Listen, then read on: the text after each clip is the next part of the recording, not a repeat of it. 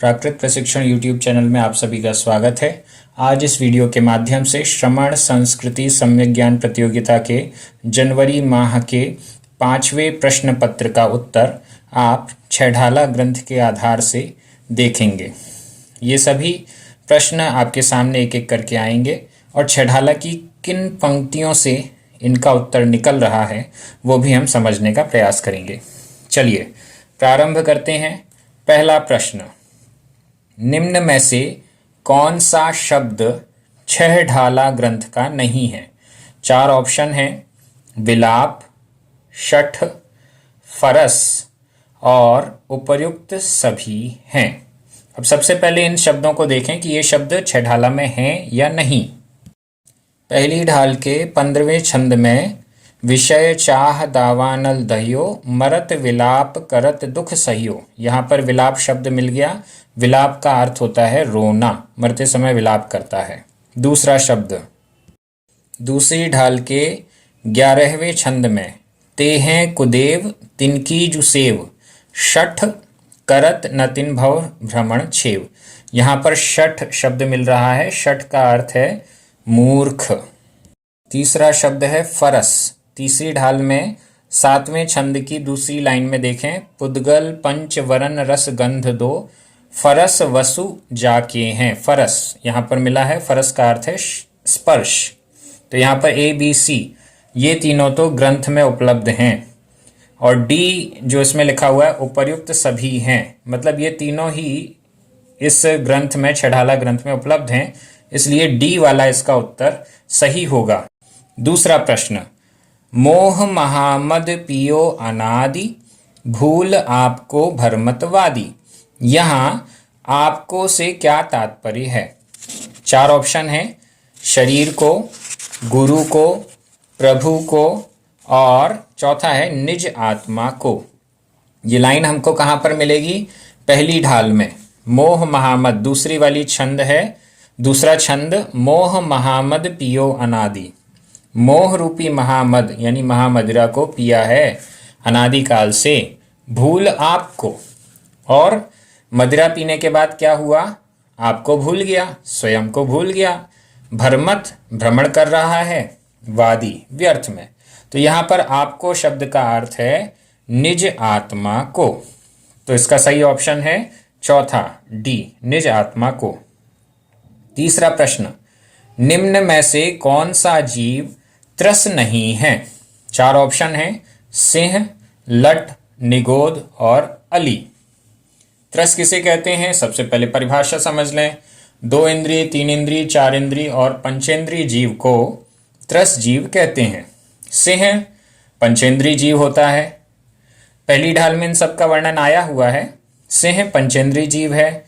लट ये 2 इंद्रिय जीव है। निगोद या निगोदिया भी कह सकते हैं, निगोदिया ये 1 इंद्रिय जीव होता है। और अली भौरा ये 4 इंद्रिय जीव है। निगोद 1 इंद्रिय जीव है, इसका प्रमाण यहाँ छेढाला में हम देखते हैं। चौथा छंद, तीसरा छंद, काल अनंत निगोद मंझार बीत्यो एकेंद्री तंधार।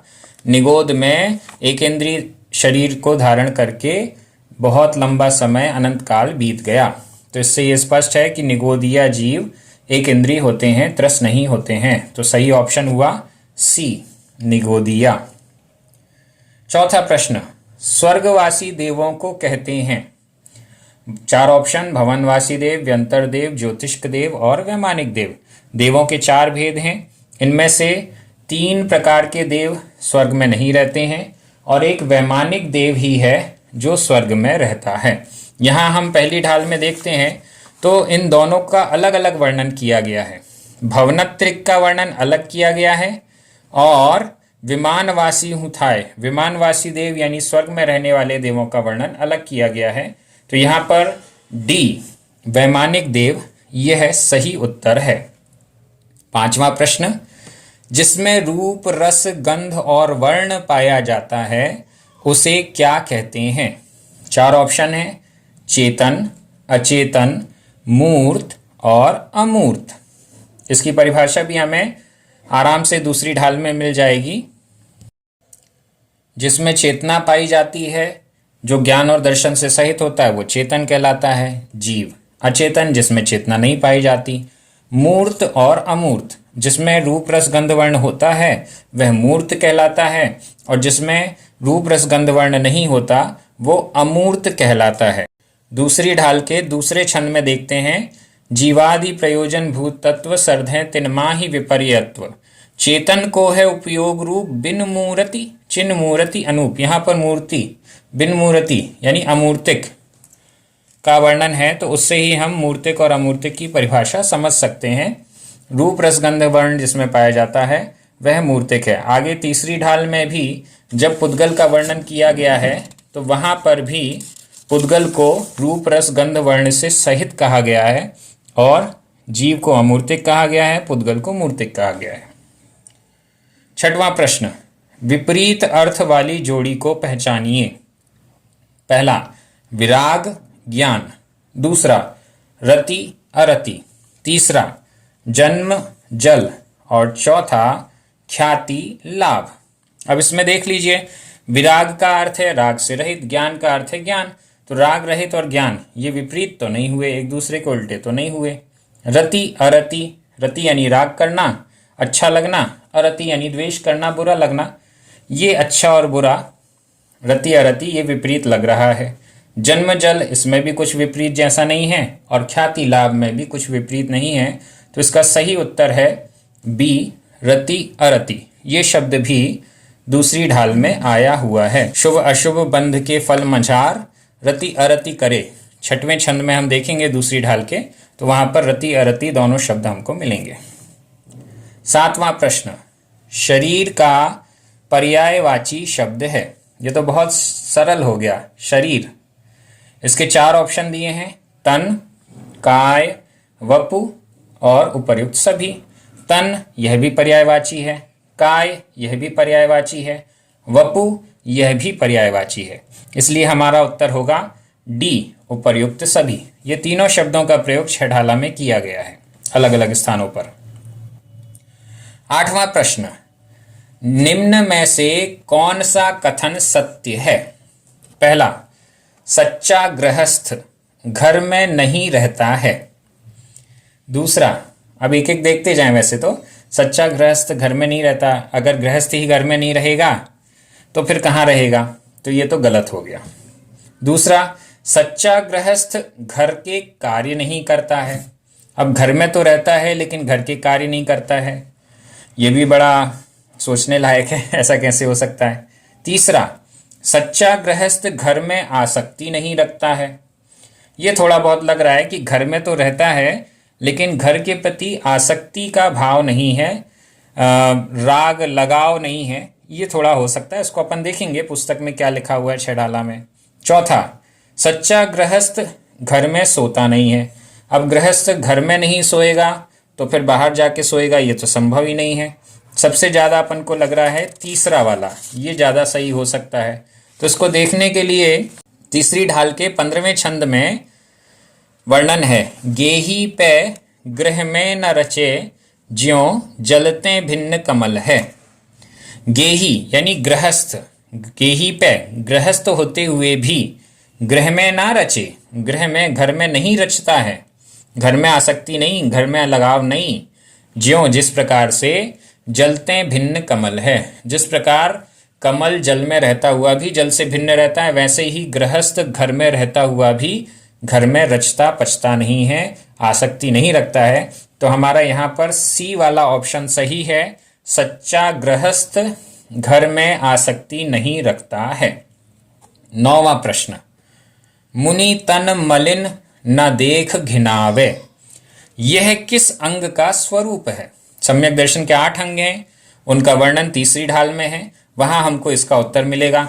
4 ऑप्शन है, निःशंकित, उपगूहन, प्रभावना और निर्विचिकित्सा। ये लाइन हम ढूंढते हैं, मुनि तन मलिन, ये हमको कहाँ पर मिल रही है? 12वें छंद में, तीसरे ढाल के 12वें छंद में, मुनि तन मलिन न देख घिनावे। मुनियों के तन यानी शरीर को मलिन, मुनियों के मलिन शरीर को न देख घिनावे, देख कर घृणा नहीं करता है। यह है निर्विचिकित्सा अंग है।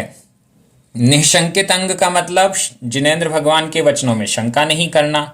उपगूहन अंग का मतलब अपने गुण और दूसरों के अवगुणों को ढांकना।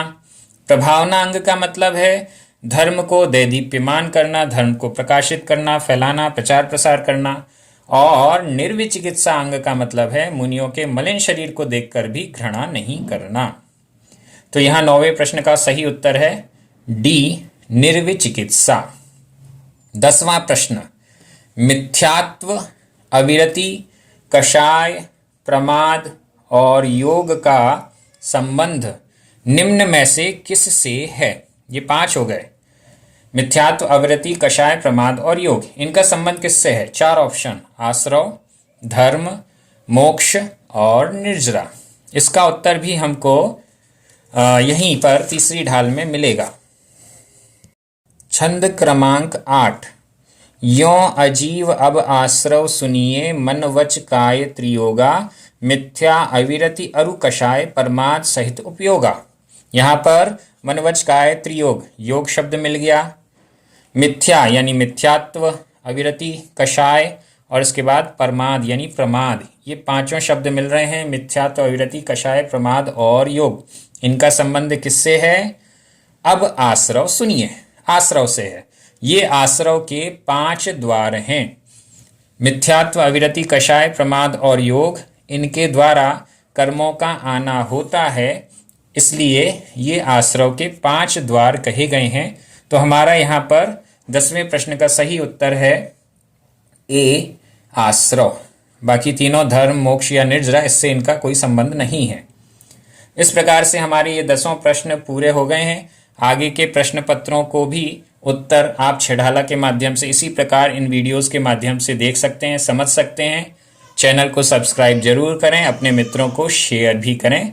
सभी को जय जिनेंद्र।